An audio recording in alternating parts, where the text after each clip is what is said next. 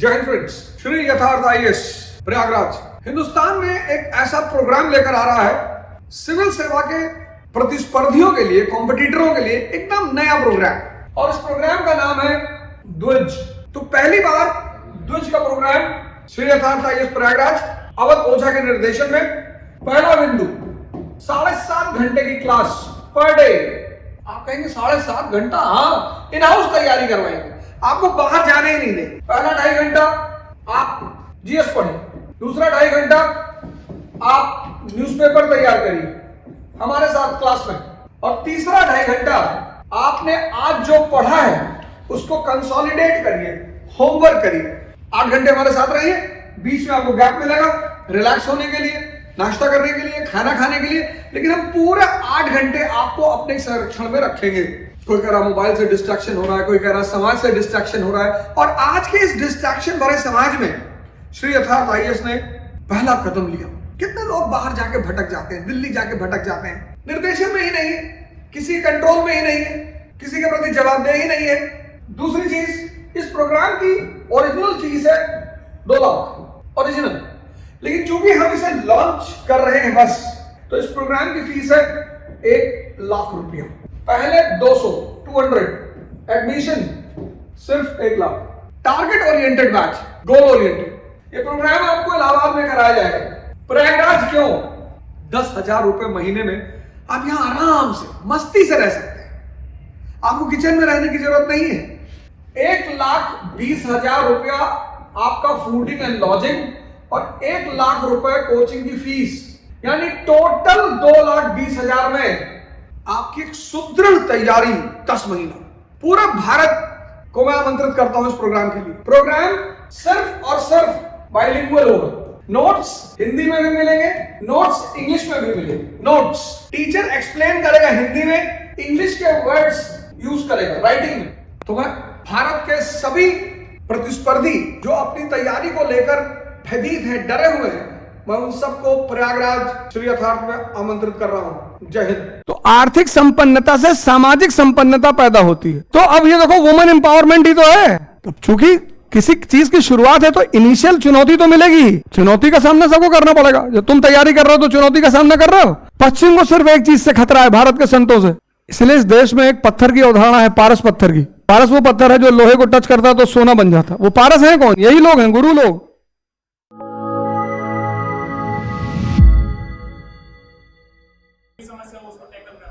क्या है तुम्हारी समस्या? आर्थिक? तो तुम कुछ स्किल सीख लो अपने हाथ में। क्यों कर रहे हो? जब कह रहे हो मेरे पास आर्थिक समस्या है तो क्यों कर रहे हो? राय डॉक्टर मैं हूं ना, तो मेरी दवा सुनो, अपनी बात मत उसमें लगाओ। अगर तुमको आर्थिक समस्या है तो पहला काम तुम ये करो कि कोई स्किल सीख लो। स्किल, सॉफ्टवेयर सीख लो। जैसे एक बार किसी से पैसा मांगोगे तो वो दे देगा, बार बार मांगोगे तो नहीं देगा। तो तुम अगर 10 रिश्तेदारों से 10-10 हजार रुपया मांग लिए, 1 लाख रुपया हो गया, तो किसी सॉफ्टवेयर संस्था में देके तुम सॉफ्टवेयर का काम सीख लो। लैपटॉप बनाना सीख गए, मोबाइल बना, अपना काम करना कोई बुरा बात है? हमको एक लड़का मिला दिल्ली में, कनॉट प्लेस में, बरेली का, वेटर है। कहा जब आपने कहा कि खुद पढ़ो, कमाओ और पढ़ो, तो दिल्ली में जॉब कर लिया, 22,000 रुपया मिलता है। वेटर हूं सर, पढ़ रहा हूं। शाबाश, जाओ। तो पहले अपनी आर्थिक कमी को पूरा करो, क्योंकि मदद एक ही बार कोई करेगा, बार बार तो करेगा नहीं।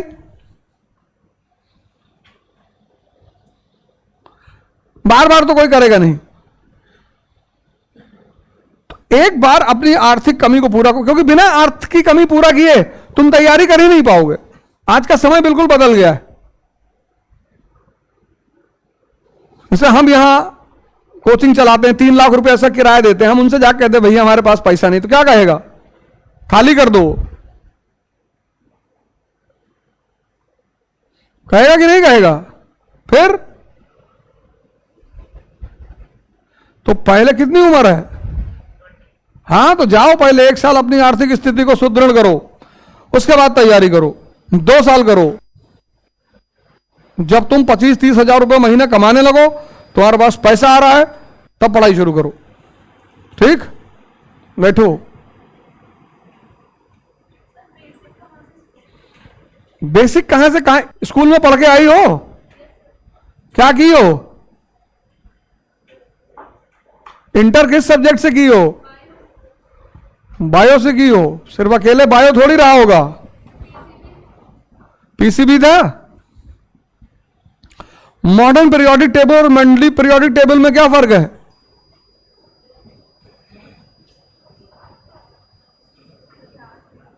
याद नहीं कि पढ़ी नहीं कायदे से? याद क्यों नहीं है? कंपाउंड क्या होता है?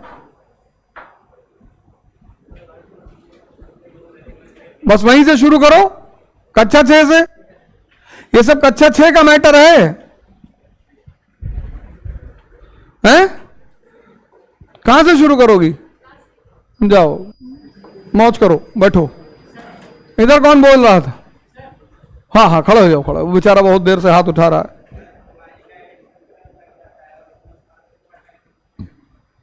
उस एडिक्शन, इसलिए देखो किस क्लास में हो? 12th में? पीसीबी? पीसीबी है? क्यों पढ़ रहे हो? क्या बनोगे? डॉक्टर? तो डॉक्टर, जो आधुनिक डॉक्टर है, मेडिकल साइंस, इसकी विधा किस शताब्दी में शुरू हुई?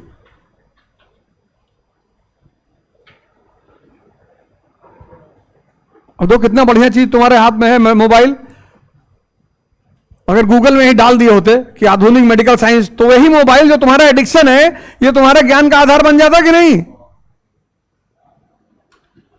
बताओ। यही मोबाइल जो तुम्हारा एडिक्शन है, ये तुम्हारे ज्ञान का आधार बन जाता, पर तुम उसको यूज ही नहीं कर पा रहे हो।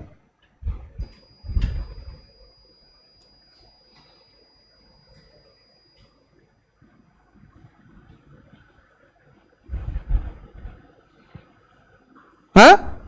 तो जब पढ़ने लगोगे मोबाइल में, तो एडिक्शन भी होगा और पढ़ाई भी होगी।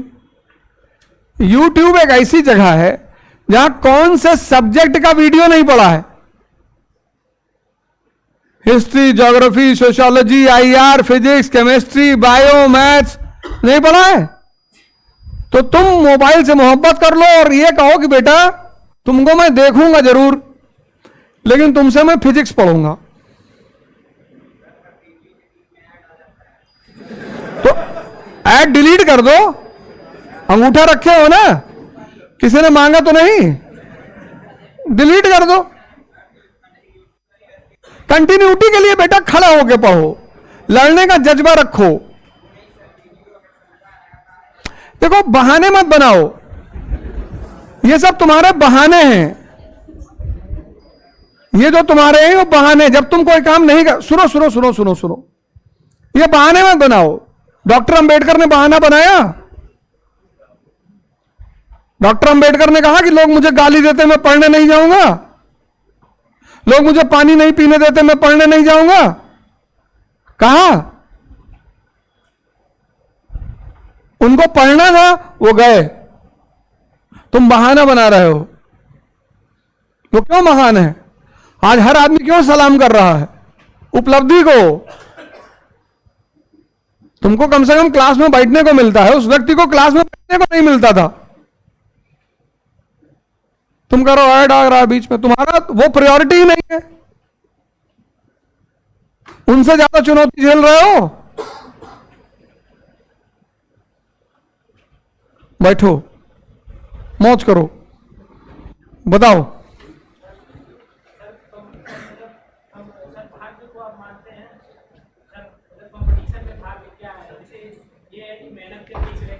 देखो, जीवन में भाग्य मतलब एम्बापे और मेसी, बस इतना ही भाग्य है। खेलना तो पड़ेगा ही। एम्बापे अपनी टीम को फाइनल में ले आया, फुटबॉल में लाया ना। हार गया, लेकिन लोग ने उसकी भी तारीफ की। क्यों? क्योंकि खेला अच्छा। यार रुक जाओ, बोल रहे हैं, जहां जाना जाओ जाओ जाओ, जिसको जहां जाना उठ के चला जाओ, पूछो मत, पता लगा पूछते रहेगा क्लास में। ये क्लास कोई नर्सरी क्लास थोड़ी है। तब तुम्हारा काम है, जाना है, जाओ तुरंत उठ के।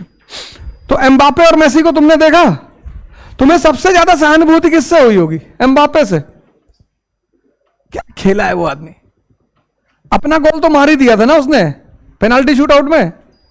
तुम उसकी गलती बताओ क्या है? उसकी कोई गलती नहीं, लेकिन वो हार गया, बस इतना ही भाग। पर ये अगर वो ना खेलता तो तुम उसको जानते? तब खेलो चुपचाप, ओवर थिंकिंग काहे कर रहे हो? आज एम्बापे को जान रहे हो ना, और सहानुभूति भी रखे हो। और अगर ना खेलता तो सिविल लाइन में पानी पूरी बेच रहा होता।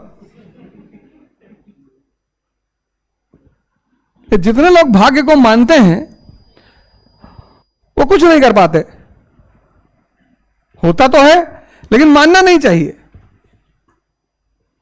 क्योंकि भाग्य को मानने का मतलब यह है कि आपने संघर्ष छोड़ दिया।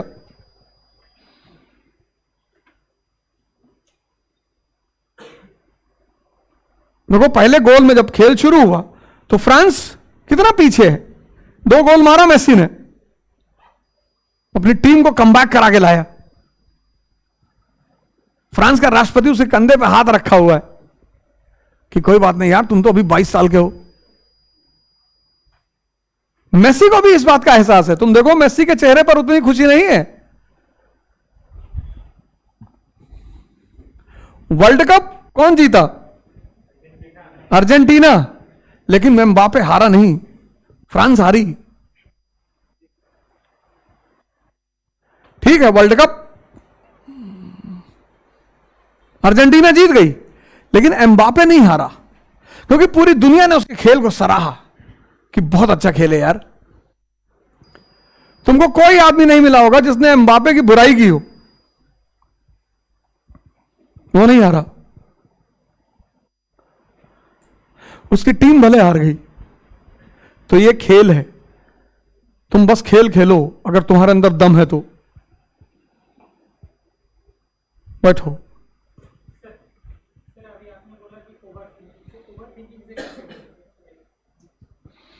कैसे बचें? कैसे शुरू होती है?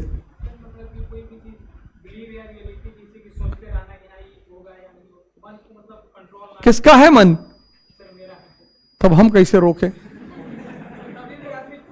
ये तुम गाड़ी चला रहे हो और मैं पीछे बैठा, हमसे करो रोको गाड़ी, ब्रेक किसके हाथ में? तब रोको भैया।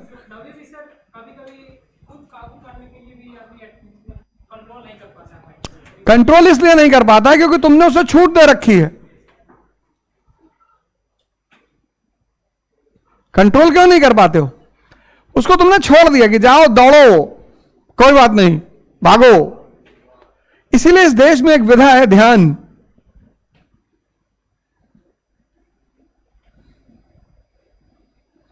इसलिए इस देश में एक विधा है, ध्यान। कितने लोग स्वामी अलगानंद से जुड़े हुए हैं?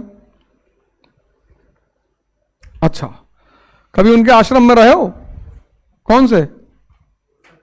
शक्तिश्वर में रहे हो?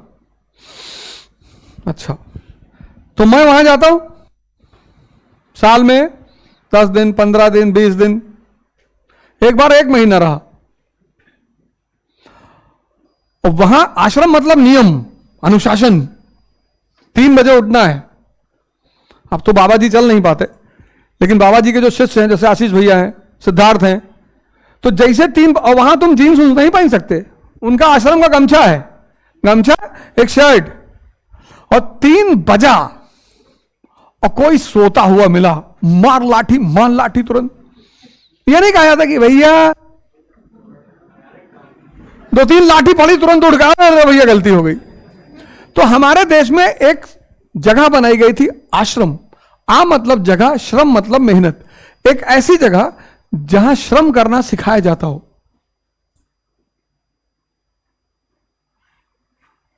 तो गांधी ने क्या बनाया? साबरमती आश्रम। ठीक, तो सुनो मेरी पहली बात, तो तुम किसी संस्था से, किसी गुरु से, इसीलिए इस देश में भगवान से ज्यादा महिमा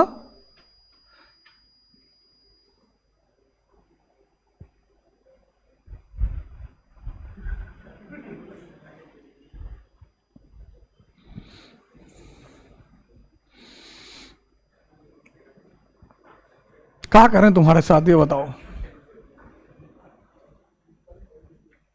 मारे तुमको 2-3 फाइट अभी, जब मना किए तुमको। क्या नाम है? पीछे पीछे पीछे खड़े हो जाओ। नहीं नहीं, और पीछे। हाँ, मना किए ना रिकॉर्ड करने के लिए, तब काहे कर रहे हो? कोई भेजा है?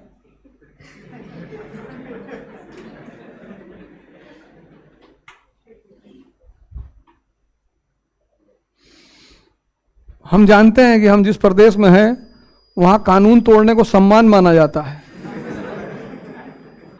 बदतमीजी मत करो बाबूजी, मना कर दें कोई बात उसको मान लो।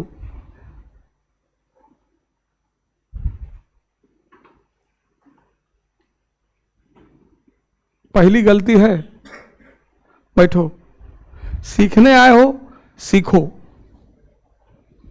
कोई भी क्वेश्चन पूछो, सीखो हमसे। जो चीज तुम्हें फायदा दे रही वो चीज हमसे ले जाओ यार। और मेरी रोशनी में चमकोगे तो चंद्रमा बन जाओगे। चंद्रमा यानी भिखमंगा। अपनी रोशनी पैदा करो। जैसे मैं जला मरा और मैंने अपनी रोशनी पैदा की, ऐसे तुम भी करो।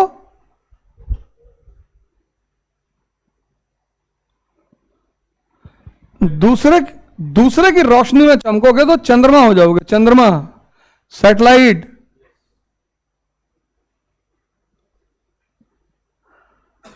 लड़ो, मेहनत करो। डिलीट करके जाना सब जो रिकॉर्ड किए हो, मिल के जाना। इनको पकड़ोगा क्लास के बाद।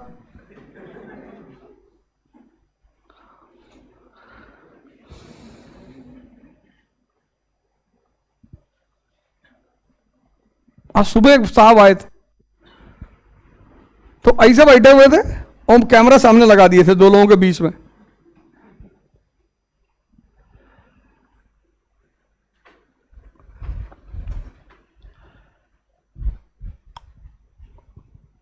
तो जब तुम बाहर खाना खा के रात में घूमने जाते हो ना, और वापस कहते हो घूमने गए, ऐसे गए थे खाना हजम करने, तो उसमें बहुत सारे बाप को पता होता है कि तुम बीड़ी पीने गए हो, बस वो कहता नहीं।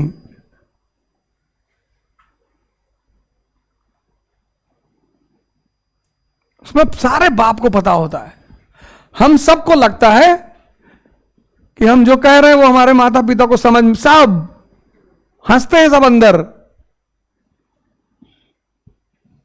कुछ नहीं हंस पाते हैं तो डांट देते हैं, क्योंकि वही दौर से वो भी गुजरे हैं, सब किए हैं। हमको भी लगता था कि हमारे बाप समझ नहीं पाते, तो बहुत बाद में हमको बताया उस आदमी ने कि तुम ऐसा कहते हैं। अरे बाबूजी, सीखने आए हो हमसे, सीख लो, अपनी जिंदगी बना लो। और अब चुप रहो। पहले सवाल तो हजारों हैं, कल पहले इसको तैयार करके आओ, मन तुम्हारा नहीं भागेगा, तुम्ही से पूछेंगे, पढ़ के आओ पूरा, तब तुम्हारे दूसरे सवाल का जवाब देंगे। बताओ।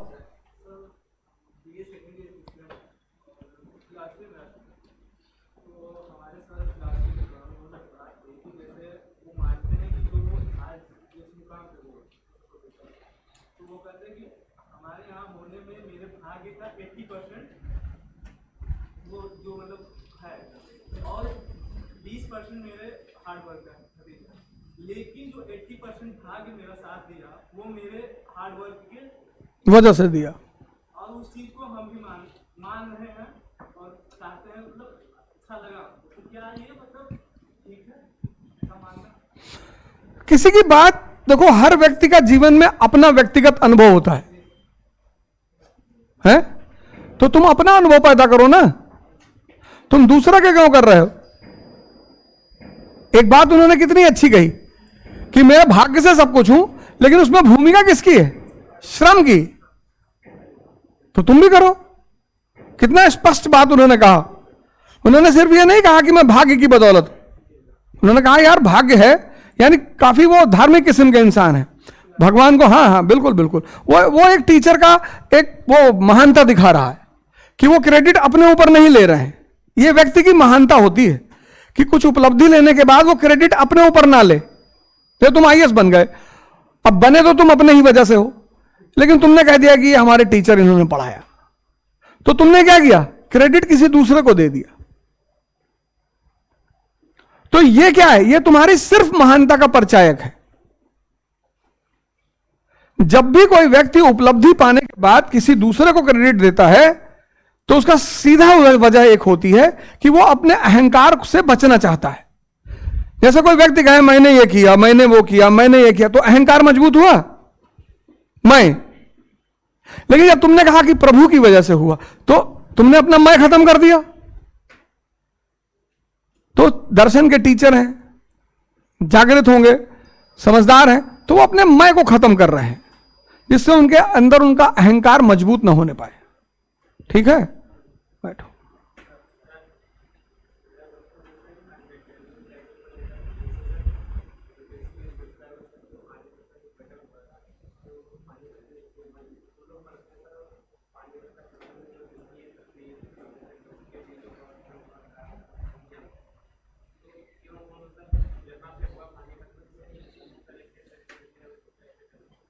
क्या? हाँ, बहुत धीरे बोल रहे हो तुम, थोड़ा तेज बोलो। यहीं खड़े हो बोलो, यहीं खड़े हो।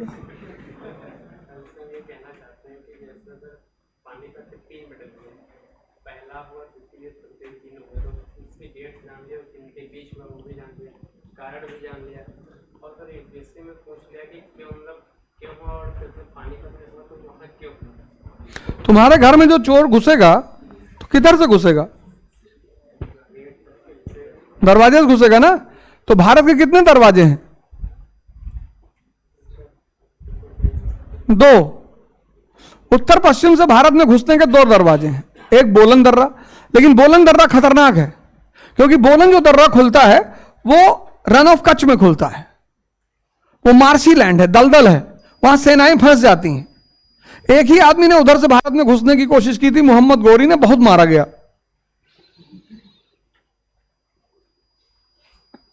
दूसरा जो रास्ता है वो खैबर, पंजाब। तो जो आदमी खैबर के रास्ते भारत में घुसेगा तो पंजाब में घुसेगा, पंजाब के बाद हरियाणा में। तो हरियाणा, दिल्ली का दरवाजा क्या है? पानीपत। तुमने रोक लिया दरवाजे पे। अगर वो घर में घुस आया तब तो बहुत मार मारेगा। नादिर शाह घर में घुस आया था ना। तो समझ पैदा होती है सोचने से, कनेक्ट करने से, उसकी प्रैक्टिस करनी पड़ती है। पढ़ो, मैं कल होमवर्क दिया उसको करके लाओ, इसीलिए तो दिया हूं।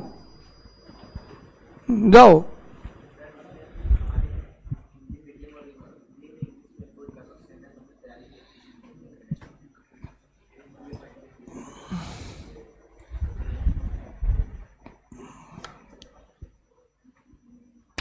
इंग्लिश में एक लाइन, एक पैराग्राफ बोलो, इंग्लिश बोलो, भारत में बोलो 10 लाइन। प्रियम्बल मत सुनाओ, भारत में 10 लाइन अंग्रेजी में बोलो।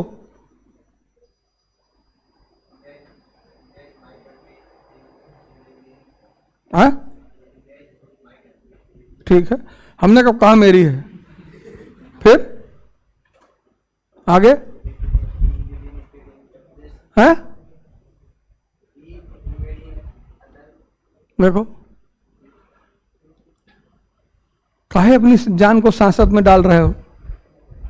10 लाइन अंग्रेजी में बोल नहीं पा रहे हो, क्यों कर रहे हो ऐसा? बताओ। 10 लाइन अंग्रेजी में, अब हिंदी में बोलो जरा। अब 10 लाइन हिंदी में बोलो।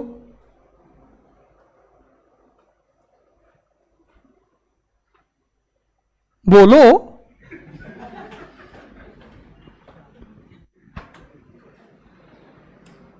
हिंदी नहीं बोल पाते हो तब बोलो।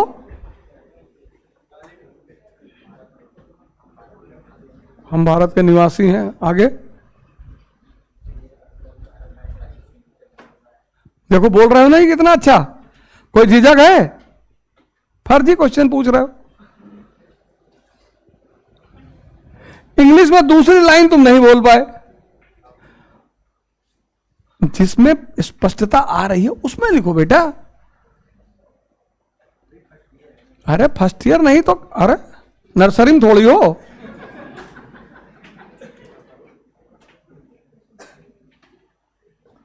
देखो, कहते कहते 10th 11 12 बीत गया कि नहीं बीता?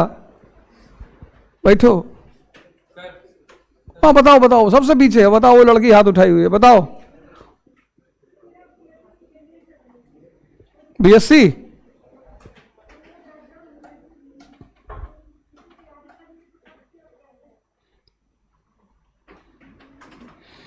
क्या चीज? तैयारी?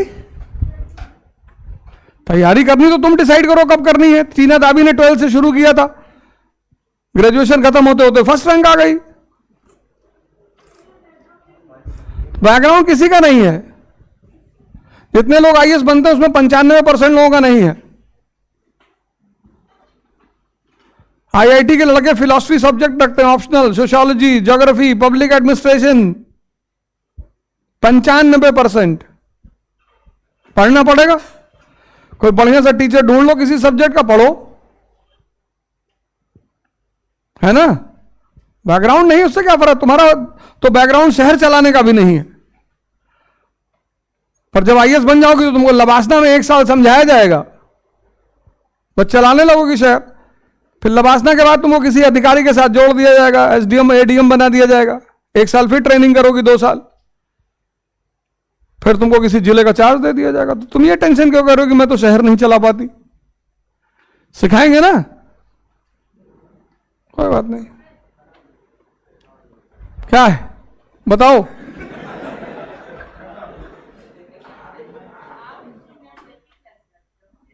हाँ, स्पष्टता है विचारों में।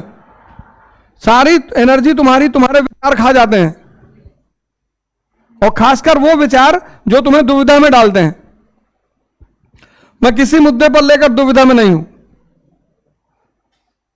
और लल्लन टॉप पे हमसे पूछा, कहा नेशनल चैनल पे बोल रहे हो मास्टर? हाँ, हमने कहा करो रिकॉर्ड। उसने कहा मास्टर नेशनल चैनल पर बोल रहे हो?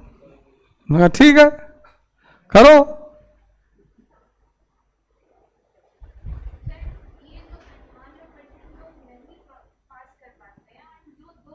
इतना क्यों सोचती हो तुम विचारक हो। क्यों, क्या मतलब है? अनावश्यक दिमाग को क्यों खर्चा करना?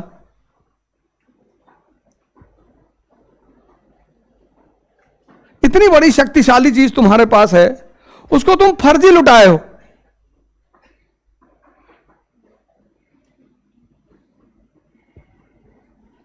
बिना मतलब। प्रभु का सबसे बड़ा गिफ्ट है मन। स्टीफन हॉकिंस को देखो, पूरी शरीर खराब है, सिर्फ मन ठीक है।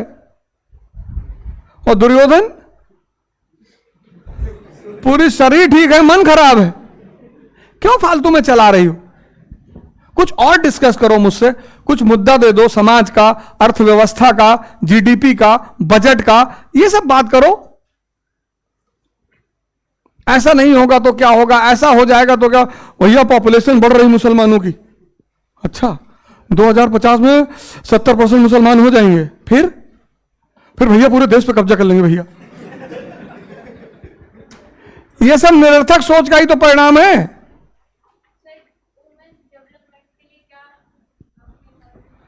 तुम्हारी माता जी क्या करती हैं?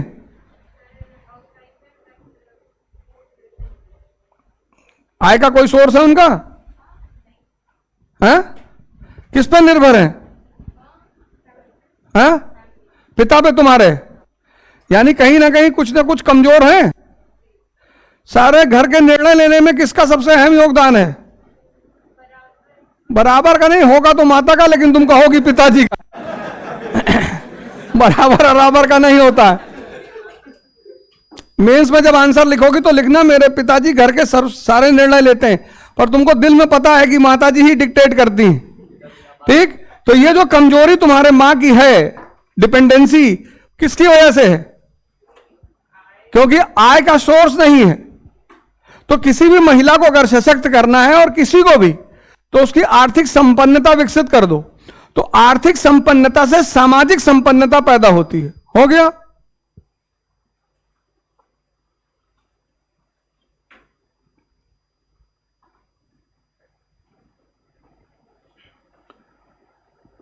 बेंगलोर के समाज में, मुंबई के समाज में स्त्रियां रात में 2 बजे 3 बजे घूम रही हैं, गाड़ी चला रही हैं, 5 लाख रुपया सैलरी है, कंपनियों में काम कर रही हैं।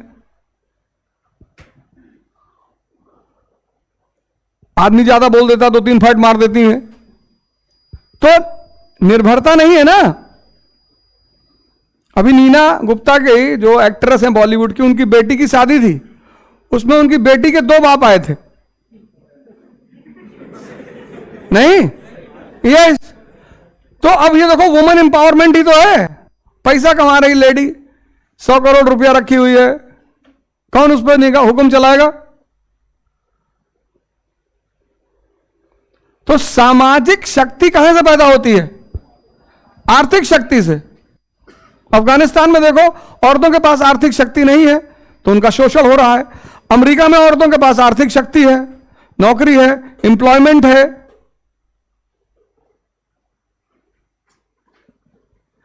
ये अगले 10 महीने जो हम यहां करेंगे वो यही सब करेंगे। आप में से जितने लोग हमसे जुड़ेंगे तो हम लोग यही सब करेंगे। ये तुम्हें बता रहा हूं मैं, यही सब।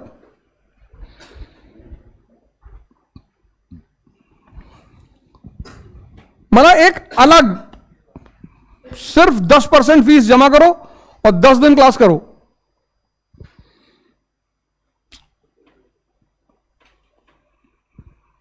और 10 दिन में तुमको समझ में आ जाएगा कि क्या होने जा रहा है।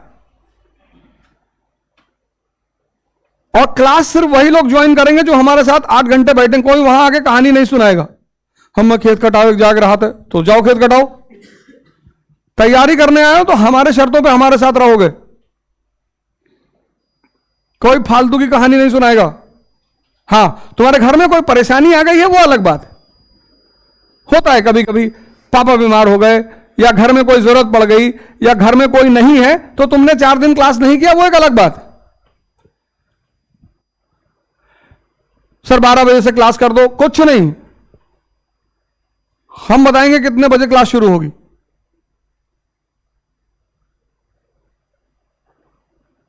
दो लोग पढ़ेंगे, कोई बात नहीं। कोई आके ये नहीं कहेगा हमारे पास 4 लड़के हैं सर हम एडमिशन करा देंगे, मत कराओ।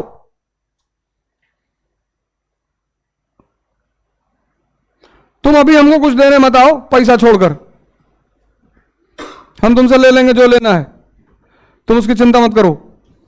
अभी तुम मुझसे वो लेने आओ जो मैं तुम्हें देने जा रहा हूं।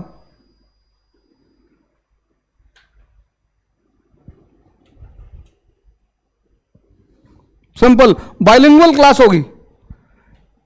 हिंदी के टर्म अंग्रेजी में लिखे जाएंगे। ज्योग्राफी पढ़ाया जा रहा है तो हिंदी में समझाया जाएगा, लेकिन विषुवत रेखा नहीं, इक्वेटर लिखा जाएगा। कोई नहीं कहेगा सर इंग्लिश हम तो सर हम हिंदी समझ नहीं पाते, तब यहां क्या करने आए हो? जहां इंग्लिश पढ़ाई जा रही वहां जाके पढ़ो। कोई राय नहीं देनी है। हम चला रहे हैं कंपनी, हमको पता है कैसे चलानी है। तुम सिर्फ इंफॉर्मेशन लो, प्रोडक्ट, और कोई काउंसलिंग नहीं। और हमारे साथ जुड़ रहे हो तो हमारे प्रोग्राम के हिसाब से चलोगे।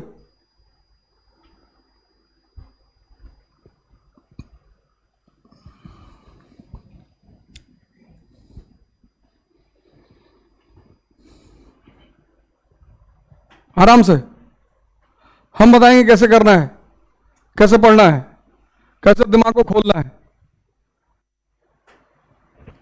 पिछले 20 साल इसी पे होमवर्क करते रहे। हर साल 10 लड़के चुनते थे, हर साल इसी पे होमवर्क किया।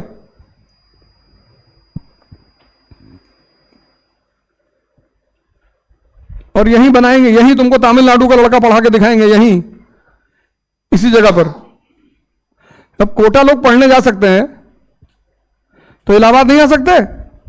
सबसे सस्ता शहर। आज भी एक अच्छा कमरा 5,000 का मिलेगा कि नहीं मिलेगा? तुमको एक अच्छा कमरा 5,000 का मिल जाएगा। और दिल्ली में 5,000 में वॉशरूम ना दे।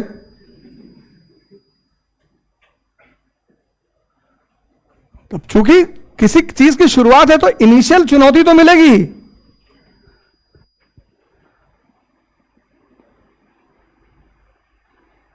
चुनौती का सामना सबको करना पड़ेगा। जब तुम तैयारी कर रहे हो तो चुनौती का सामना कर रहे हो, ऐसे हमने काम शुरू किया तो हम भी चुनौती का सामना करेंगे। अब उस चुनौती से हम कैसे बाहर निकलेंगे ये हम डिसाइड करेंगे।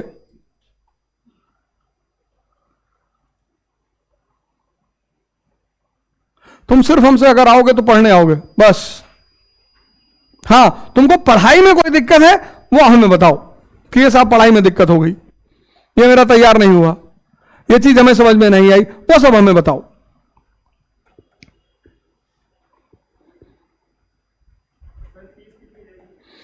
फीस 2 लाख रुपया है, लेकिन जो पहला बैच बनेगा 100 लोगों का वो सिर्फ 1 लाख रुपए देगी 8 घंटे वाले में।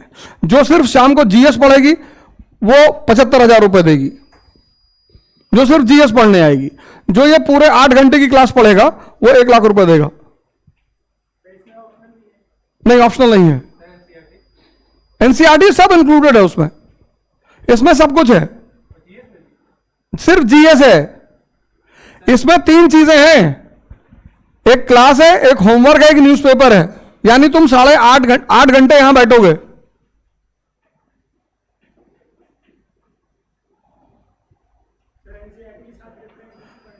सब पढ़ाएंगे बेटा, तुमको मेरे ऊपर छोड़ो। जब तुम यहां से निकलोगे ना तो तुमको ये नहीं पूछना रहेगा कि प्रियम्बल पे मुझे अब कुछ नहीं आता। हम हिस्ट्री पढ़ाएंगे सिर्फ, सब ऑफलाइन पढ़ाएंगे। ऑफलाइन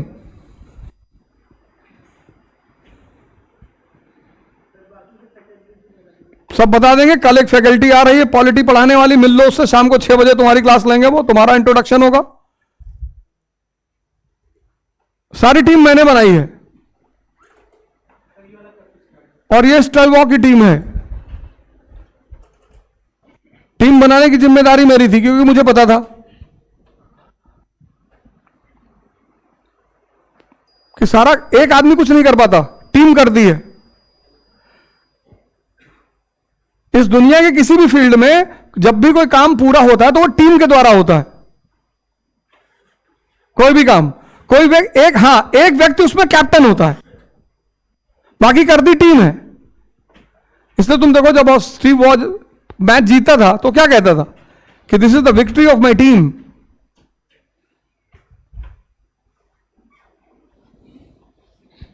तो कैप्टन मैं हूं।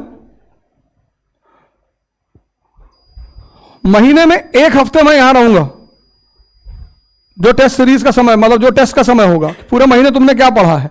तो वैसे भी वो सब चीजें चलती रहेंगी, लेकिन 1 महीने सीधे, 1 हफ्ते सीधे मुझसे रूबरू, क्या प्रोग्रेस चल रहा है, कहां तक आदमी पहुंचा।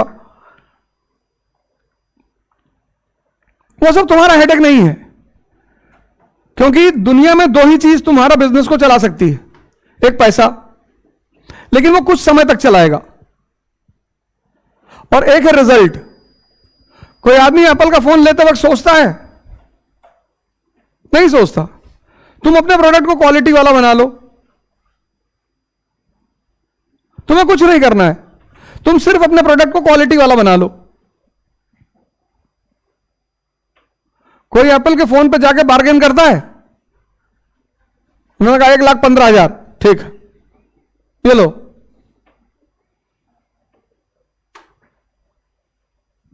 तो चुनौती तो आएगी भाई, कोई काम शुरू करोगे तो उसकी चुनौतियां नहीं आएंगी। और इसीलिए सेंटर चुना इलाहाबाद।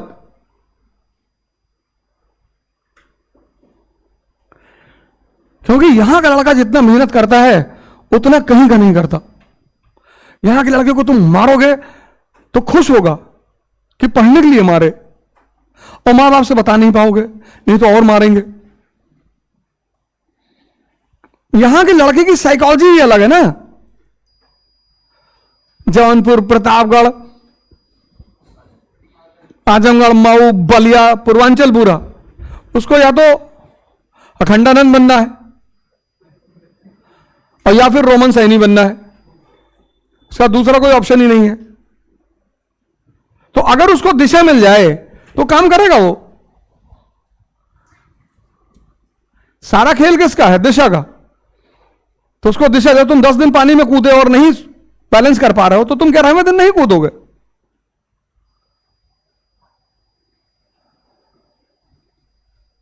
कूदोगे ही नहीं। तो वो सब मेरी जिम्मेदारी है। बाकी तुम्हें प्रोस्पेक्टस में एक एक चीज लिखी मिलेगी, जुबानी कुछ भी नहीं। जब तुम एडमिशन लोगे, रजिस्ट्रेशन कराओगे, तो तुमको प्रोस्पेक्टस में एक एक लाइन लिखा हुआ मिलेगा। बस उतनी ही लाइन की गारंटी होगी। जो उसमें नहीं लिखा होगा उसकी कोई गारंटी नहीं होगी। इस बात का ध्यान रखना। जो भी एडमिशन ले रहा है, रजिस्ट्रेशन करा रहा है, तो तुमको एक प्रोस्पेक्टस मिलेगा। तो द्विज के प्रोग्राम का प्रोस्पेक्टस मिलेगा। तो इस प्रोग्राम की सारी बातें उसमें लिखी होंगी। जैसे पार्टी अपनी घोषणा पत्र जारी करती है तो उसमें लिखा होता है, उसमें वो लिखा होगा। तो उसको तुम एक बार पढ़ लेना, जिससे तुम्हें यह पता रहे कि बस आप ये तो नहीं हो रहा है। तो अगर उसमें नहीं लिखा है तो नहीं होगा।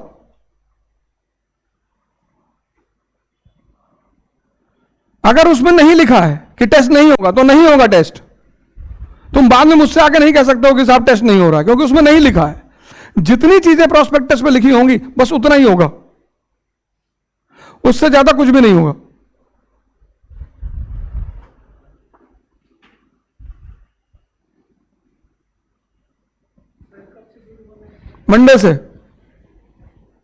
मंडे से प्रोग्राम शुरू होगा। तो कल एक शाम को प्रोग्राम है, कल भी इंटरेक्शन प्रोग्राम ही है, शाम को 5 बजे। तो इसको पढ़ो और कल तुमको 2 मेंस का आंसर लिखाएंगे इसी टॉपिक से। और खूब पढ़ के आओ, 3-4 घंटा पढ़ो, 3-4 बार पढ़ो और देखो क्या मिस कर गए थे तुम। समझे? वो ग्रेजुएशन का टाइम नहीं मिल रहा तो तुम अभी मत करो हमारे साथ। जहां 3 घंटे तुम्हारे पास, जहां टाइम हो वहां करो। यहां 8 घंटे तो मैं बैठाऊंगा ही, मैं जाने नहीं दूंगा। कोई बात नहीं। यहां कौन ग्रेजुएशन करता है हिंदुस्तान में? यहां कौन बीए करने के लिए बीए करता है? हाँ, तो तुम्हें पढ़ना पड़ेगा, तो तुम्हें जाना पड़ेगा। तो तुम ये कोर्स मत ज्वाइन करो, तुमको क्लास जाना पड़ेगा, तुमको अटेंडेंस लगानी पड़ेगी। तो तुम मत करो ये ज्वाइन ये कोर्स। तो तुम ग्रेजुएशन खत्म होते होते एनसीईआरटी का कोर्स कर लो कहीं,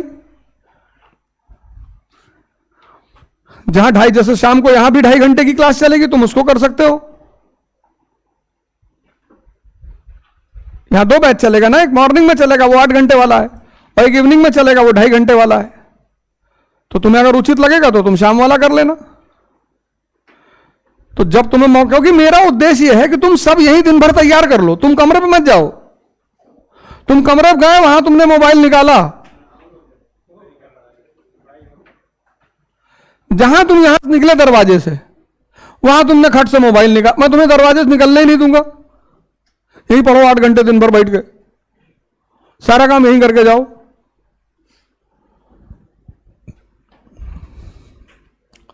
हम जाने नहीं देंगे तुमको। आधे घंटे का गैप ले लो, नैप ले लो, यहीं बैठकर ध्यान कर लो, कोई बात नहीं करेगा आपस में। तो सारा मैनेजमेंट, सारा प्रोग्राम मैं चलाऊंगा। भाई तुम कहीं जाते हो तो कैसे लोग कहते हैं कि अरे हाँ हाँ एकदम बीएससी कर रहे हो, कोई बात नहीं, तुम दोपहर में कर सकते हो, ये कर सकते हो। कैसे बहलाते हैं लोग एडमिशन लेने के लिए? बहलाते हैं कि नहीं बहलाते हैं? तब यहां जब लोग जाते हो तुम एडमिशन लेने कोचिंगों में, चाहे यहां चाहे दिल्ली में भी जाते हो, तो कैसे काउंसलर बताती है, sir you look like an IAS sir. अरे मैडम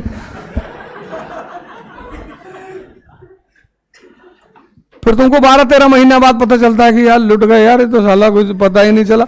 अब दिल्ली में लुट गए तो कैसे घर वालों से कहोगे? अब अगर घर में वालों से कह दो दिल्ली जाने के बाद कि पापा कुछ समझ में नहीं आया, तो रात में 2 बजे तुमको गन्ना खेत पे लगा देगा कि पानी भरोगे।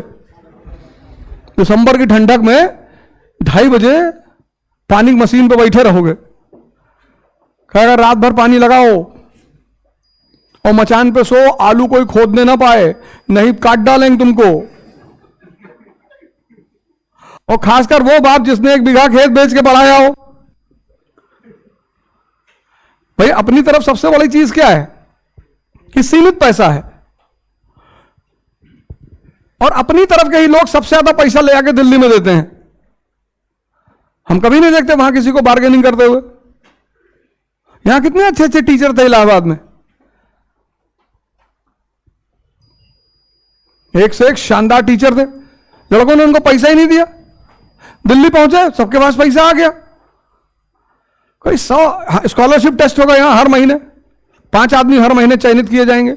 उनको बताया जाएगा कि साहब इस चीज पे टेस्ट होगा, अगर आपके पास कोई चैलेंज है आप उसको क्वालिफाई करके अंदर आ जाइए। उसका भी ऑप्शन आपको दिया जाएगा कि अगर आपके पास चुनौती है कोई, तो आप चुनौती है तो फिर आप लड़के अंदर आ जाइए, आप क्वालिफाई कर लीजिए स्कॉलरशिप टेस्ट, और बताएंगे कहां से पढ़ के आना है। और क्या चाहिए बताओ? जैसे लड़की चुनते हो शादी करने के लिए, दुल्हन वही जो पिया मन भाए और सब्जेक्ट वही जो समझ में आए, वो पूछने की जरूरत क्या है? इसमें कोई जरूरत है पूछने की?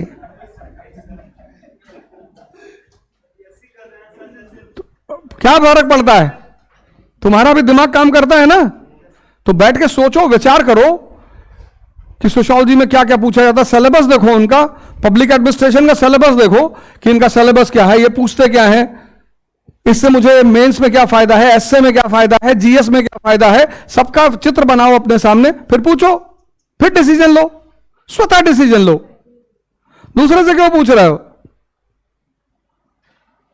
हां, कोई दुविधा हो तो पूछ लो, नहीं जिस मुझसे कहोगे मैं कहूंगा हिस्ट्री ले लो, किसी समाजशास्त्र के टीचर से पूछोगे कहेगा सोशियोलॉजी ले लो, ज्योग्राफी वाले से पूछोगे कहेगा अरे ज्योग्राफी साइंटिफिक, तुम तो बीएससी किए हुए हो, ये तो विज्ञान वाला विषय है, लो ज्योग्राफी पकड़ा देगा तुमको।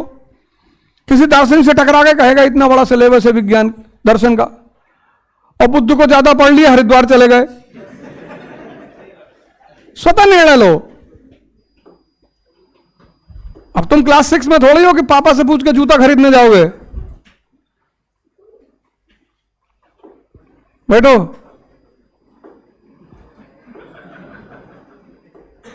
पढ़ाई के साथ गलत काम भी होता है। बहुत अच्छा है, बहुत बढ़िया है, लगता है कि गलत काम करने की वजह से पढ़ाई हो रही है, गलत काम छोड़ देगी, करो। अरे मिलके जाना, बताना क्या क्या गलत काम करते हो। क्या नाम है तुम्हारा? क्या कर रहे हो? पीएससी किए, बीए किए, क्या किए? कौन कौन सा सब्जेक्ट?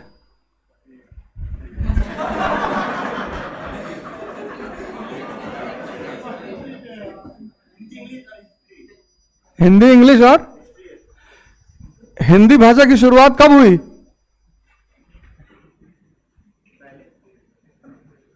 तुम कह रहे हो गलत काम से मेरी पढ़ाई हो रही है। किस युग में हिंदी भाषा की शुरुआत हुई?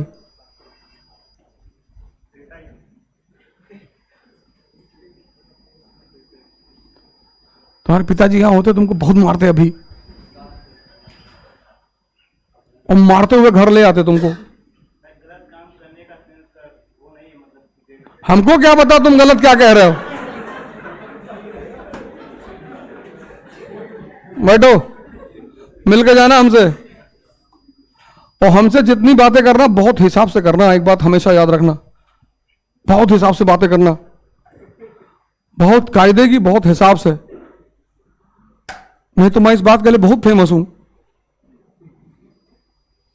तुम अगर मिलोगे बहुत सारे अधिकारियों से जो मुझसे पढ़े हैं तो तुमको बताएंगे वो कुछ चीजों के लिए मैं बहुत बदनाम हूं।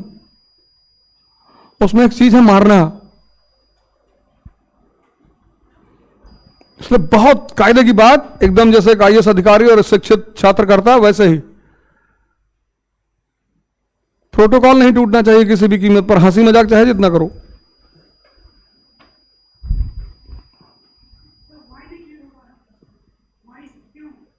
क्या ये तो तुम जानो, मैं क्या जानू। तो मत करो।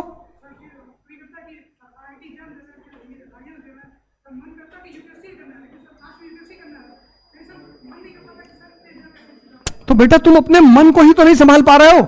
ये जितने लोग यहां पर हैं इलाहाबाद में, दिल्ली में, तो यूपीएससी को एक बात पता है कि इसमें सिर्फ 5,000 लड़का ऐसा होगा जो अपने आप को समझेगा, अपने आप पे काम करेगा। आईएएस जो है वो एम्बिशन है, महत्वाकांक्षा, वो एम्प्लॉयमेंट नहीं है। बहुसंख्यक लोगों को किस चीज की तलाश है? नौकरी की। बहुत लोग हैं नौकरी पाकर उसके बाद छोड़ दिए तैयारी। लेकिन अगर तुम्हें महत्वाकांक्षा है कर, अभी मेरा एक वीडियो आया होगा, तुमने देखा होगा कि महत्वाकांक्षा की देवी बलि मांगती है। हमारे तुमसे ज्यादा कमजोर परिवार से मोदी जी हैं। तीसरे टर्म प्रधानमंत्री बनने जा रहे हैं। गोल क्लियर है, स्पष्ट, रास्ता क्लियर है।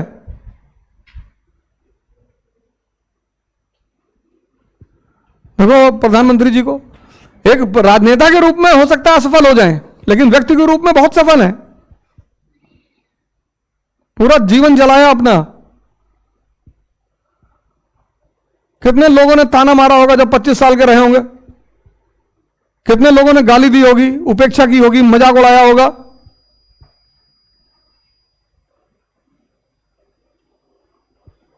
उस सबका जहर पिए कि नहीं पिए? आज उनको देख के लोग जहर पी रहे हैं।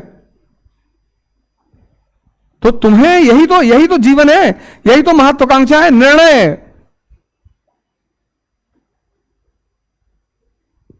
है ना। तो मन तो है ही है। इसीलिए तो कबीर ने कहा, कबीर ने मन को गाली दिया है। तुम कबीर को पढ़ो कभी, कबीर ने मन को गाली दिया है।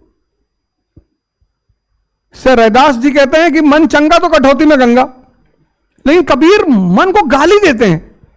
कहते हैं तू है रंडी फिरे भिहंडी। इतना वो मन से क्रोधित है। ध्यान करने का वो कहता कल करेंगे, योग कल करेंगे, पढ़ाई कल करेंगे,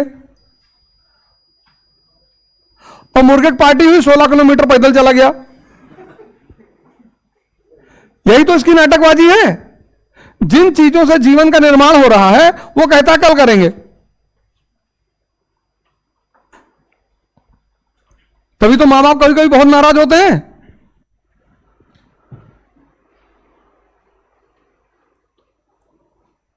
तो तुम्हारे पिताजी ने कहा वो पिक्चर दिखा लाएं, तुमने कहा चलो। वो कहे आज दो मूवी देखेंगे। अरे तुमने कहा पापा आप तो बड़े महान हो यार, 6 घंटा मूवी दिखाया तुमको, फिर घर लौटे बोले 6 घंटा पढ़ना भी। तुमने कहा यहां बहुत नाक, यहां दर्द बहुत हो रहा है पापा। निकाल के लाठी 50 लाठी मारा उसने कि मूवी देख रहे थे तब नहीं हो रहा था।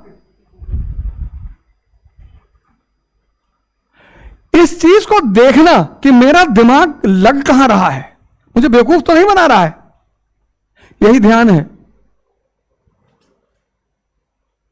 तुम सब अगर अपने जीवन को गौर करो बहुत करीब से, तो तुम बाहर किसी से नहीं परेशान हो, तुम खुद से परेशान हो।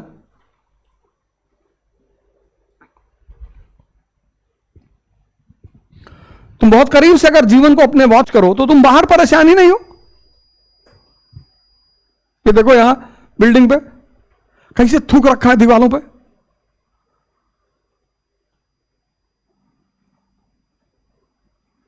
तुम कभी मेडिकल कॉलेज से जाओ कीटगंज की तरफ, जो ओवरब्रिज बना हुआ है, पूरे ओवरब्रिज को थूक कर रंग कर रखा है। कहते मेरा भारत महान। कहते योगी जी बुलडोजर चला देते हैं, क्या करें, तुम बात से मान ही नहीं रहे हो।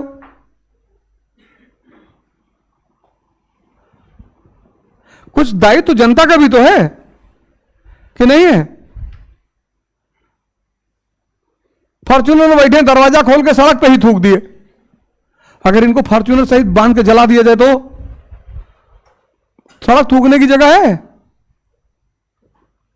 अरे गुटखा खाओ, पान खाओ, अच्छा किनारे जाके कहीं थूक दो, डस्टबिन में कहीं थूक दो।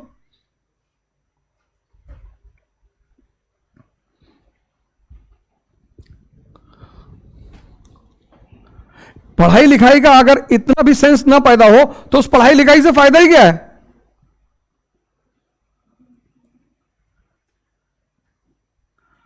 बाहर एक पोस्टर लगा, एक भाई फाड़े जैसे मेरा ही पोस्टर है, तब तक मैं पहुंच गया।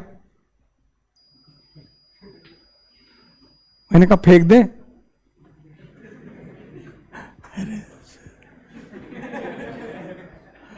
हमने कहा मजा तो तब होता कि जब मैं पहुंचा तुम निकाल के लगा के फिर फाड़ते, तब मजा आता। मरे जा रहे हो बाबू जी।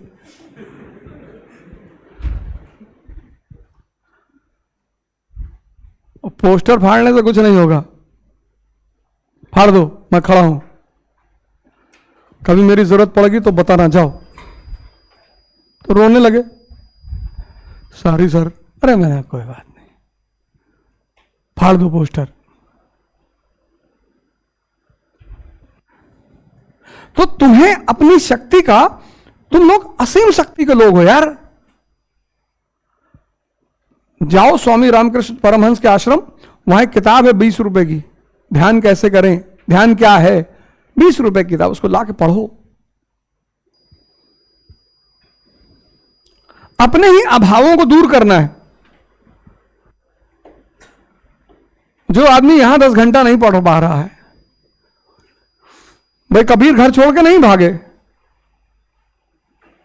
तो अरहत नहीं हुए, आईएएस नहीं बने, बने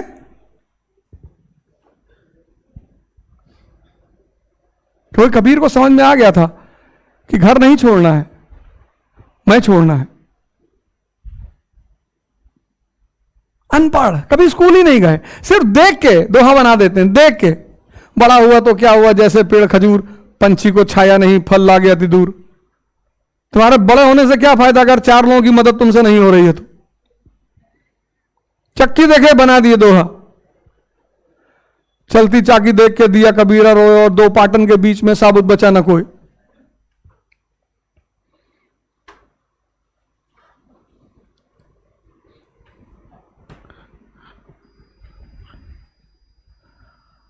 साईं इतना दीजिए जामे कुटुंब समाए, मैं भी भूखा ना रहूं और मैं आईसीयू भी ना जाऊं।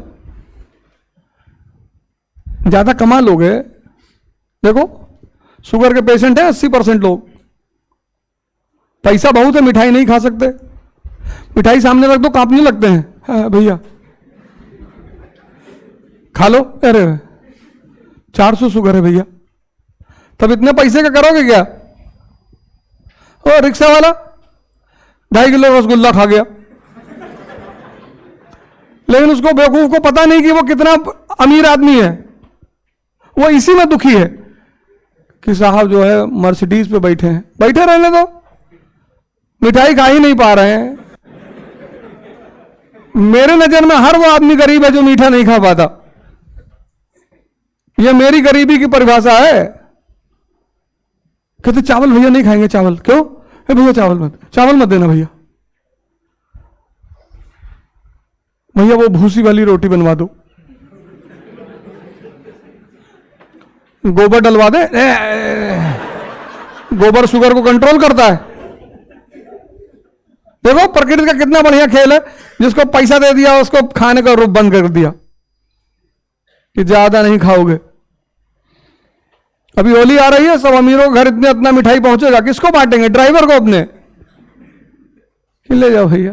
और ड्राइवर बैठ के, उसका पूरा परिवार और खाएगा बैठ के काजू कतली और रसगुल्ला और फलाना, और साहब भुना हुआ चना खा रहे हैं।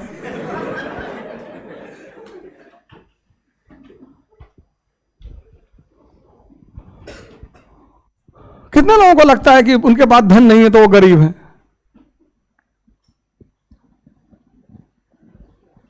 गलत लगता है कि नहीं लगता है? और मिठाई खाने का अपना एक मजा है।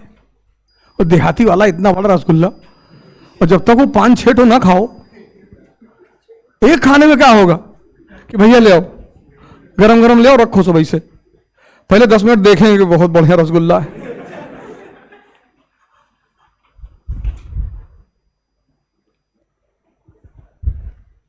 तुमको अपनी अमीरी का अंदाजा है? तुम में से भाई तो किसी को डायबिटीज नहीं होगी, नहीं है ना? सोचो तुम कितने अमीर हो। तुमको अपनी अमीरी का कभी एहसास हुआ? आज हुआ होगा। खाते हो ना नेत्राम वाली, दही जलेबी, वो भी सुलाखी वाली की। इधर है चौक की तरफ उसकी दुकान सुलाखी वाले, 3-4 प्लेट कचौड़ी, 20-25 पूड़ी, और आधा किलो जलेबी और 1 किलो दही, और फिर 2 रसगुल्ला। और उसी में तुम्हारे सामने अगर कोई पूंजीपति बैठा है कि भैया थोड़ा खीरा कटवा दो हमारे लिए, ले आओ उनके लिए खीरा, हो जो कूड़ेदान में डहा हो, कूड़ेदान वाला ले आओ, खिलाओ इनको।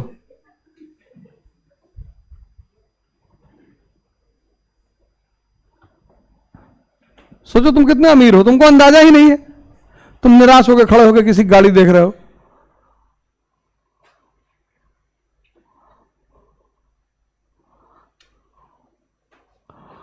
हम गमछा डाल के गए तो एक चैनल लगा कि गमछे पे इंटरव्यू नहीं लेंगे। मैंने कहा नहीं देंगे, जा रहे हैं।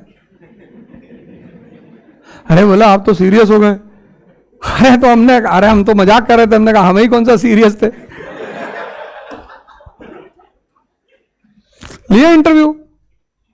तुम्हारे कहने से कपड़ा पहनेंगे, तुम मेरे जीवन को डिक्टेट करोगे। और गमछा कौन सी बुरी चीज है, हमारी संस्कृति का हिस्सा है, नहीं है? हाँ, तुम आईएएस बन गए, कैबिनेट की मीटिंग है तो वहां तुम्हें सरकार के हिसाब से जाना पड़ेगा। जैसे स्कूल हम जाते हैं तो ड्रेस पहन के जाते हैं, ऐसे जब तुम कल कलेक्टर बन जाओगे, आईपीएस बन जाओगे, डीएम बन जाओगे, तो तुमको प्रोटोकॉल मानना पड़ेगा। वहां अंगोछा नहीं डाल सकते। तो वो प्रोटोकॉल की बात है, वहां तुम्हें जाना पड़ेगा। हाँ, वो नियम की बात है, वो सबको करना पड़ता है।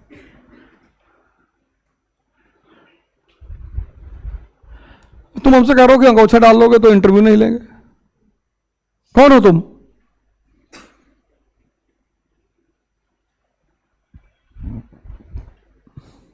अभी विवेक बिंद्रा जी हैं, विवेक बिंद्रा का नाम सुने हो? अनाथ थे बेचारे, उन्होंने बताया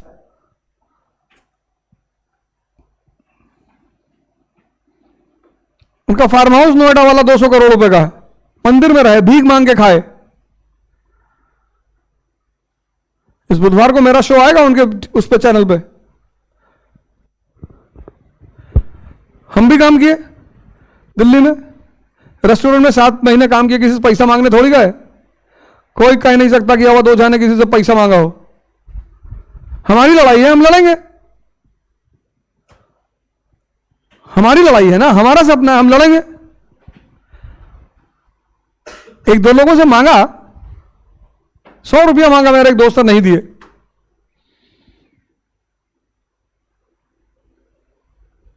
बाद में 80,000 रुपए घड़ी लेकर आए, वो मैंने अपने ड्राइवर को दे दिया कि वो पहनो। कहे दिल तोड़ दिए। हम कहे है 100 रुपया मांगे थे तुमसे, तुम नहीं दिए थे। कितनी अच्छी बात है। तुम में से बहुत लोगों का कोई दोस्त नहीं होगा क्योंकि तुम्हारे पास पैसा नहीं है। कितनी अच्छी बात है, तुमको कोई डिस्टर्ब करने वाला नहीं है।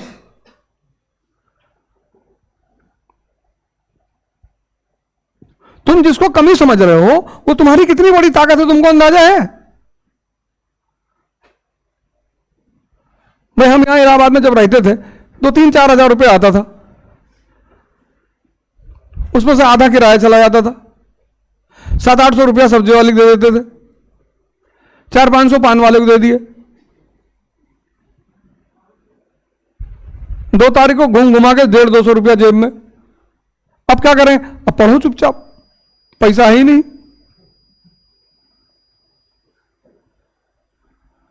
पैसा है ही नहीं जेब में, कहां जाओगे? तो यही पिक्चर हॉल था पहले, सिनेमा हॉल, उसमें 9 रुपए का टिकट था। उसमें रात में आते थे पिक्चर देखने, 9 से 11, 9 से 12 वाली, 9 रुपए का टिकट। ये कामधेनु है ना उसी बगल में, पता नहीं अब चलता है कि नहीं, सिनेमा हॉल। 9 रुपए का टिकट था। साइकिल पे आते थे 3 लोग बैठ के, उसमें जाते वक्त झगड़ा होता था कि चलाएगा कौन। तो जो पिक्चर दिखाता था वो उस दिन नहीं चलाता था, लेकिन पिक्चर देखने के बाद कई लोग कहते थे हम ना चलाएंगे, कि भैया हम तो पैदल चले, हम ना चलाएंगे साइकिल। फिर झगड़ा गाली गलौज यहीं पे होती थी। तो वो सब कितने अच्छे दिन थे, इसीलिए इसको आश्रम कहा गया ना। कितने प्यारे दिन थे, कितने टीटियों से ट्रेन में हम लोग चलते थे तो रिक्वेस्ट करते थे, सर इलाहाबाद यूनिवर्सिटी सर ये आई कार्ड सर, वो भी देखता था, हाँ ये तो नकली है, नहीं सर जबलपुर जा रहे हैं, MPPCS का एग्जाम दे रहे हैं, पढ़ते हो जी, लगता नहीं शकल से। लेकिन कभी कोई टीटी परेशान नहीं किया, छोड़ देते थे सब कि ठीक है इलाहाबाद यूनिवर्सिटी के आई कार्ड की इतनी मान्यता है, छोड़ देते, जाओ जाओ जाओ आगे वहीं बैठ जाना, जी। तो वो सब बुरा थोड़ी था, वो सब अनुभव था। सो जीवन का एक अच्छा, आज उसके लिए तरसते हैं।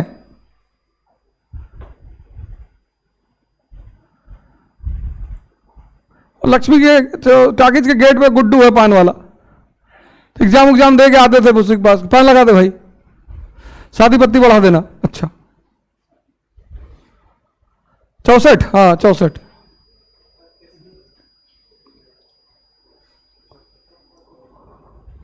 कहा भैया परीक्षा कैसे हुई? परीक्षा चुप, परीक्षा कैसे हुई? पान लगा, तो उसे क्या मतलब परीक्षा से? वो नीम का पेड़ था, वहां बाटा का जो शोरूम है, वहां बाटा का शोरूम है ना चौराहे पे, तो वहां पे एक नीम का पेड़ था, उसी बगल में पप्पू भाई की चाय की दुकान थी, वहीं चाय, उसके बाद हॉस्टल।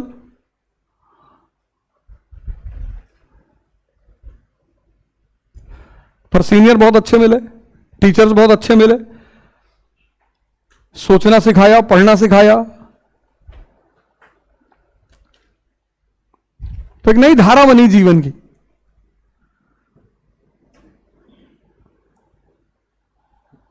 हम महीना नहीं बीतता हम इलाहाबाद आ जाते हैं, ये तो अभी कोचिंग शुरू हुई, हम महीना नहीं बीतता इलाहाबाद आते हैं। अब हम इलाहाबाद ना आए तो हम जी ही ना पाए, हमको लगता कुछ खो गया यार। इलाहाबाद आएंगे, कटरा जाएंगे, चाय पिएंगे, अब तो बुर्का उर्का पहन के जाते हैं, अब तो दिक्कत हो गई।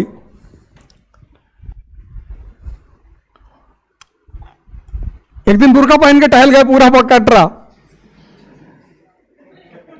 क्या करें, पकड़ लेंगे लोग दौड़ा के। तो चौक में खरीदे 700 रुपये का पहने, अब कोई ध्यान ही नहीं, अब घूमना था, अब हर जगह जाना था, चाय की दुकान पे जाना था, सब जगह जाना था, और अकेले घूमने का मन कर रहा था। कब तक 10 लोग तुम्हारे साथ चलेंगे? मेरे साथ 2-3 लोग हैं, वो मेरी बात ही नहीं सुनते, हाँ अकेले नहीं जाएंगे आप।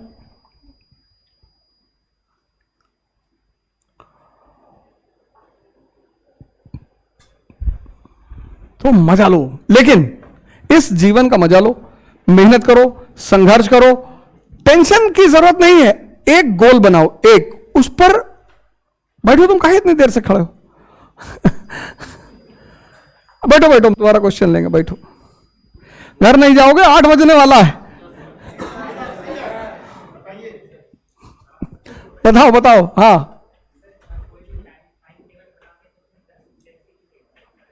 कंसिस्टेंसी इसलिए नहीं आता क्योंकि तुम्हारा मन ताकतवर नहीं है। कंसिस्टेंसी ये सब किसका गेम है? ताकतवर मन का है ही नहीं। तभी तो मैं इतना ध्यान पे बहुत जोर देता हूं कि तुम्हारा सारा काम ये करता है, ये, इस पे तुम ध्यान ही नहीं देते।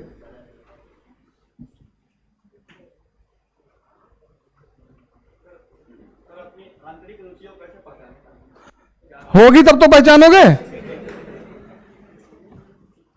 जब होगी रुचि तब तो पहचानोगे, जब अगर होती तो अब तक पहचान ना जाते, है ही नहीं। तुम्हारी मन की कमजोरी ने तुम्हारी कंसिस्टेंसी को तोड़ रखा है, तुम उससे से हार जाते हो। ध्यान करो, ईशा क्रिया ज्वाइन करो, पंडित श्री। इसीलिए पश्चिम जो है ये हमारे संतों के पीछे पड़ा हुआ है। पश्चिम को सिर्फ एक चीज से खतरा है, भारत के संतों से। 50,000 की गड्डी में अगर 2 500 के नोट नकली हैं तो पूरी गड्डी जला दोगे। पश्चिम को सिर्फ एक चीज से खतरा है, भारत के संतों से।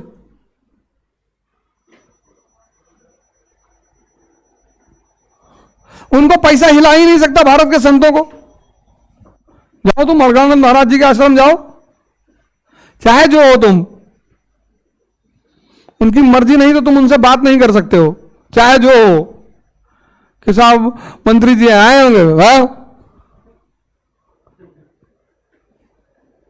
कौन जाता है? तुम जाते हो ना आश्रम?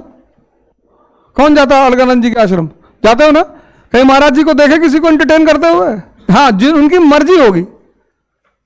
एक बार मेरे सामने किसी मंत्री जी का फोन था, तो भैया आग बताया कि वो मंत्री जी का वो है वाले, क्या तो गाना सुन रहे हैं।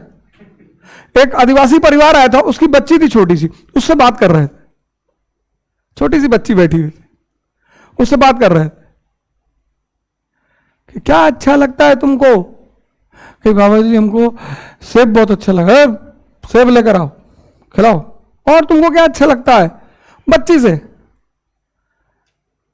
यहां लोग अपनी बच्ची से बात कर रहे हैं, मंत्री जी का फोन है उसे भाई यहां से, हाँ भाई, हाँ हाँ हाँ साहब।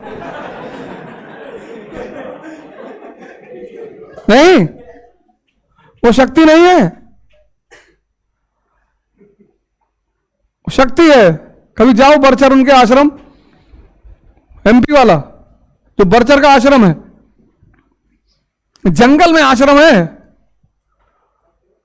और शाम को घूमने जब निकलते हैं बाबा कि नदी के किनारे, और वहां भालू सब चूची है, वहां शेर वगैरह, बहुत खतरनाक जंगल है वो। एक बार शाम को सब घूमने निकले और भालू आ गया सामने। अब उनके जब वो घूमने निकलते हैं तो मर्सिडीज में है, और 4 मतलब रहते हैं 50-60 लोग रहते हैं, और 2 जर्मन शेपर्ड हैं और ग्रेट डेन वगैरह है, डॉग्स भी हैं। तो लोग दौड़ाए भालू को, तो रोके वो, है जाए दे, रुका, अरे पुरान चेला है हमारा।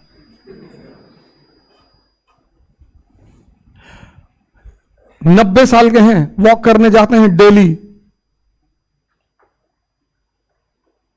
90 साल के हैं, 90 साल के, उनकी डिसिप्लिन कभी नहीं टूटी। 3 बजे उठते हैं, 90 साल के हैं।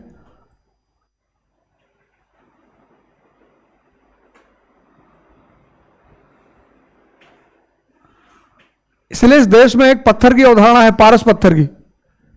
पारस वो पत्थर है जो लोहे को टच करता है तो सोना बन जाता। वो पारस है कौन? यही लोग हैं, गुरु लोग।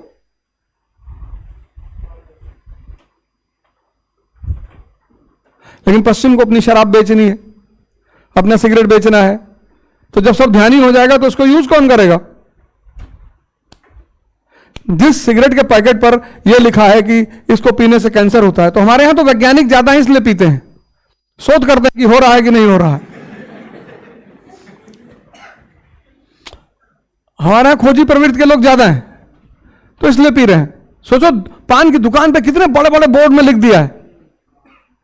तुम आज जाओ किसी पान की दुकान पर खड़े होकर देखो कितने बड़े बड़े बोर्ड में लिखा हुआ है।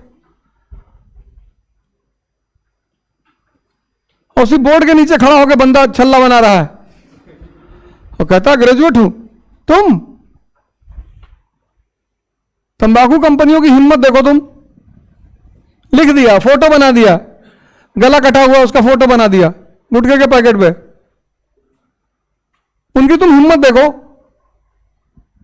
कि बेटा जहर बेच रहे हैं और तब भी तुम खाओगे। कौन खाता है? नहीं नहीं, कहा है उसको परेशान कर रहे हो? ऐसे करो, दांत दिखाओ जरा। नहीं खाता है। तुम दिखाओ, चढ़ा रहे हो।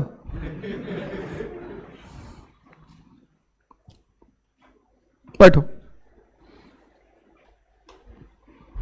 एक क्वेश्चन तुम पूछ चुके हो, पूछो।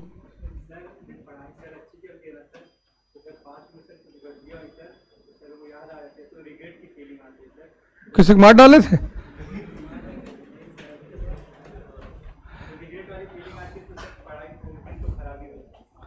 तो कोई बात नहीं, 5 मिनट आंख बंद करके रो लिया करो, चिल्ला चिल्ला कर। कोई बात नहीं, आने दो, ज्यादा गहरा जख्म है। कोई बात नहीं, फिर मिलेगी, बैठो। हाँ करो। टाइम मिलता है 8 घंटा, तब काहे करोगे? अरे जब टाइम ही नहीं तो कहां फिर भी लगाओगे? तैयारी करने के लिए टाइम चाहिए। 8 घंटा टाइम हो तो बताओ, नहीं तो ग्रेजुएशन कायदे से करो, राजनीति करो कैंपस में, एक अनुभव लो जीवन का, और एनसीईआरटी तैयार करो 3 साल। जब तुम्हारा ग्रेजुएशन खत्म हो जाए तो तुम्हारी एनसीईआरटी पर जबरदस्त पकड़ होनी चाहिए कि जब तुम कोचिंग करने जाओ तो तुम्हें बेस ना तैयार करना पड़े, इतना कर लो, ठीक है? एनसीईआरटी पढ़ डालो, 3 साल का टारगेट बना लो कि मैं 3 साल के अंदर geography, polity, ecology, environment, economy एकदम जबान पर, ठीक है? तो और अपना ग्रेजुएशन कायदे से करो, जनरल सेक्रेटरी का चुनाव लड़ जाओ, ठीक? ऐसा कर लो। कहां, यूनिवर्सिटी में हो? अच्छा, अभी तो छात्र संघ बहाल नहीं हुआ है, चलो कोई बात नहीं, तो कुछ और करो, नाटक वाटक करो, कुछ करो जरूर। यही सब तुम्हारे बच्चा तुमसे पूछे कि पापा आप यूनिवर्सिटी में पढ़ते थे तो क्या करते थे, तो बता दिए कि सीनेट हॉल में लगा। वाह पापा वाह। तो ऐसा कुछ करो, लेकिन हाँ 3 साल में अपना बेस पूरा तैयार कर लो, इतना कर लो। हाँ हाँ हाँ, क्लास 6 से पढ़ो, कंपाउंड नहीं पता तो क्लास 6 से पढ़ो, और कंपाउंड अगर पता है तो क्लास 8 से पढ़ो, ठीक है? जाओ फिर ऐश करो, अब करना क्या है। कल शाम को 5 बजे मिलेंगे।